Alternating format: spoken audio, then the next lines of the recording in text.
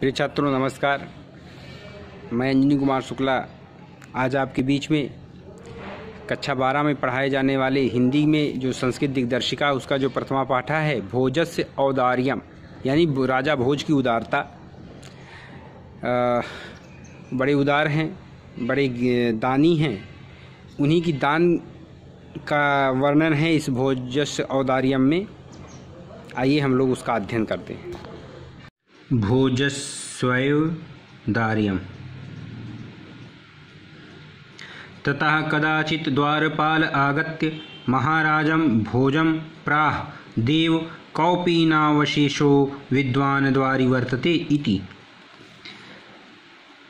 ततः कदाचित माने इसके बाद कभी द्वारपाल ने आगत्य माने आकर महाराज भोज से कहा, देव केवल लंगोटी पहने एक विद्वान द्वार पर खड़े हैं।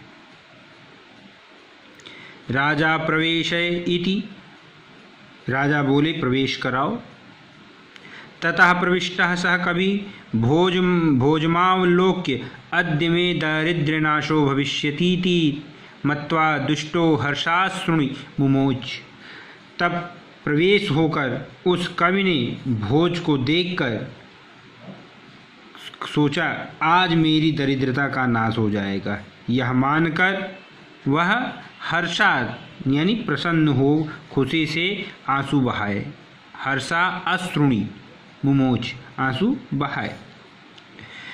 राजा तमालोक्य प्राह, राजा ने उसे देखकर कहा, कवे किम रोदिषि इति, हे कवि रोते क्यों हो। ततः कविराह राजन आकर्ण्य मद गृह स्थिति तीम। तब कवि बोला, राजन मेरे घर की दशा सुनिए।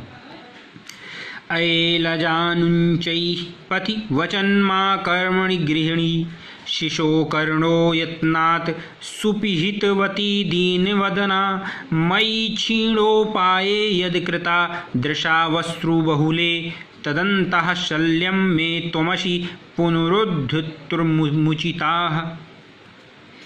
घर से बाहर अये लजानुचैः,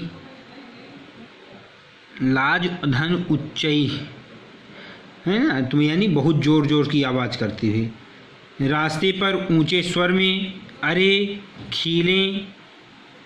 खीले लो की आवाज़ सुनकर मेरी दीन मुख वाली पत्नी ने बच्चे के कानों को संभाल कर बंद कर लिया। शिशो कर्णो यत्नान दीन वदन, क्यों बंद कर लिया कि जिससे वे सुनकर खीले दिलवाने का हट न करे।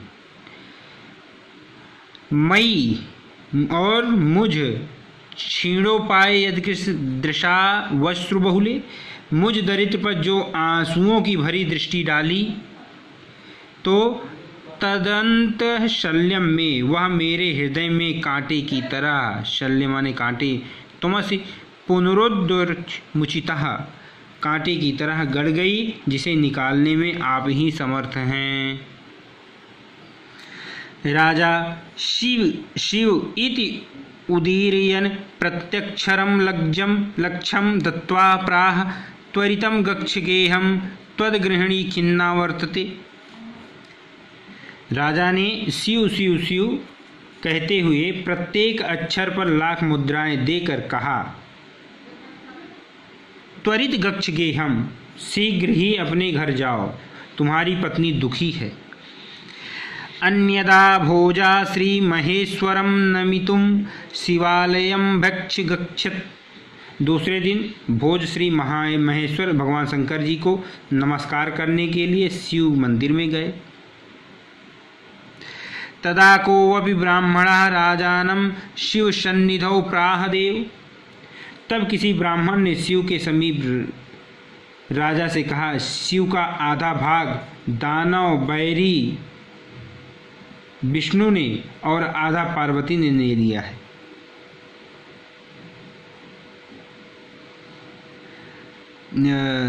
कहा देव यानी ब्राह्मण राजा के पास जाकर कहता है, अर्धदानो वैरिणा गिरिजाप्यर्ध शिवस्यता हितम देवेथ्यम जगती तले पुरहरा भावे समुन्मीलिति गंगा सागरम वरम शशिकला नागाधिपा क्षमातलम सर्वगत्वं धीश्वरत्वगतं त्वां मातु भिक्षाटनम।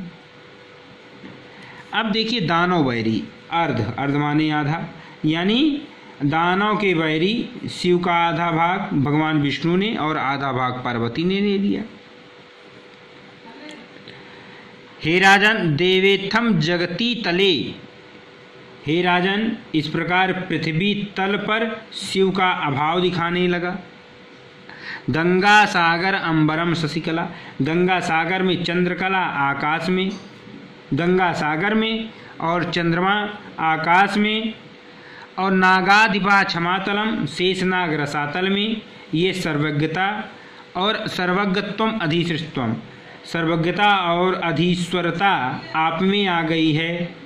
भिक्षाटन में मेरे पास, भिक्षाटन मेरे पास आ गया है। इस प्रकार शिव के संपूर्ण गुण यत्र तत्र बट गए हैं।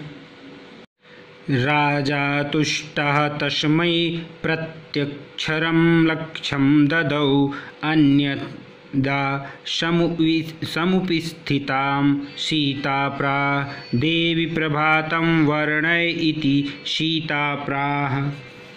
राजा ने संतुष्ट होकर प्रत्येक अक्षर पर लाख मुद्राएं दी और अन्यदा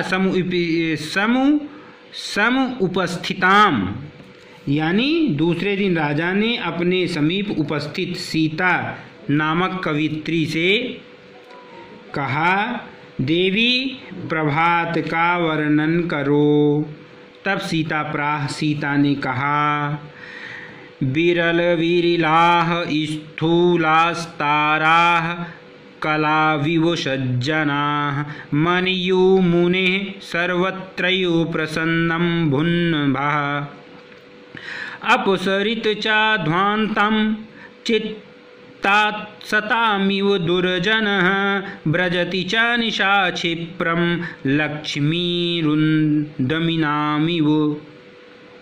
कहती क्या है कि विरल विरल स्थूल, यानी कोई कोई बड़े बड़े मोटे मोटे तारे, स्थूल माने मोटा, विरल यानी दूर दूर बहुत ही थोड़े थोड़े दिखाई दे रहे हैं, जैसे कलयुग में सज्जन मुनि के मन के समान आकाश सर्वत्र प्रसन्न हो गया हो। सर्वत्र प्रसन्नम भूनभा, भुन्नभा न। अपसरित च ध्वांतम, जैसे सज्जनों के चित्त में दुर्जन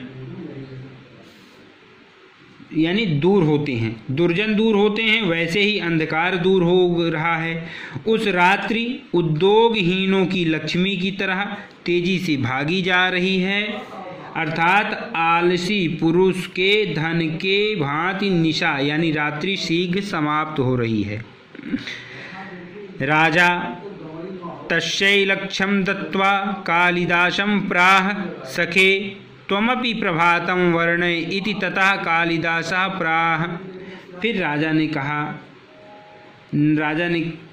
कहा कि उसको भी लाख मुद्राएं देकर कालिदास से कहा, कालिदास जी वहाँ पे थे, उनसे कहा, हे सखा तुम भी प्रभात का वर्णन करो। तो कालिदास प्राह, कालिदास कहते हैं, अभूत प्राची पिंगा रसपतिरियु प्राप्य कनकम गतक्षायश्चंद्रो बुधजनयु ग्राम सदिशे क्षणं क्षीणास्तारं नृपतय इवानुद्दं पराः नादीपा राजन्ते द्रविणरहिता नामिव गुणाः।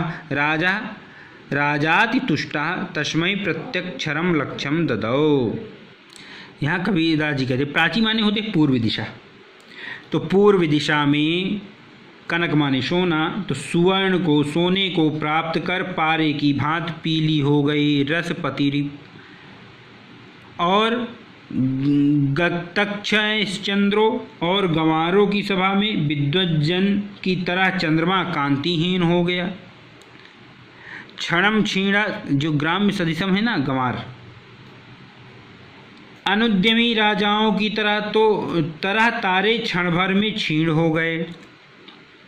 न दीपा राजन्ते द्रविण रहित तानामिव गुणाः, और धनहीनों के गुण की तरह दीपक नहीं चमक रहे हैं। राजा ने अति संतुष्ट होकर उसको भी प्रत्येक अक्षर पर लाख मुद्राएं दे दी।